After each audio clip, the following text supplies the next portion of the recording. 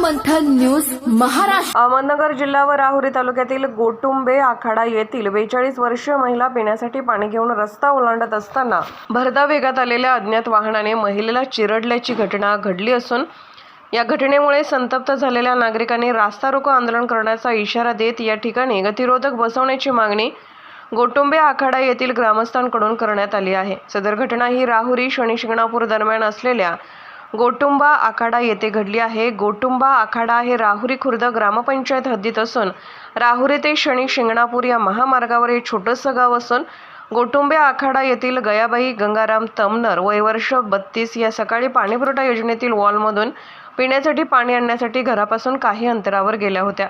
पाणी घेऊन राहुरी शनी शिंगणापूर हा रस्ता ओलांडत असताना अज्ञात भरधाव वेगात आलेल्या कारने गयाबाई तमनर यांना जोराची धडक दिल्याने त्यांना त्या कारने फरफटत काही अंतरावर नेले व सुसाट वेगाने ती कार निघून गेल्याची प्रत्यक्षदर्शींनी दिसून येते। तात्काळ आजूबाजूला असलेल्या काही ग्रामस्थ व रहिवाशांनी रुग्णालयात हलवले असता डॉक्टरांनी त्यांना मृत घोषित केले। गयाबाई यांचे शवविच्छेदन होऊन भावपूर्ण वातावरणात अंत्यसंस्कार करण्यात आले।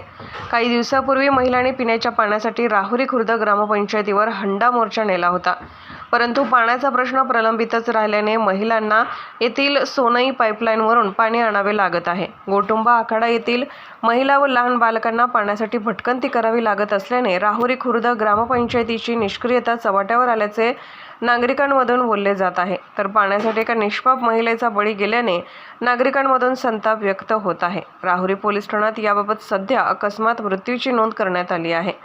सर्व मंथन न्यूज महाराष्ट्र, राहुरी, अहमदनगर।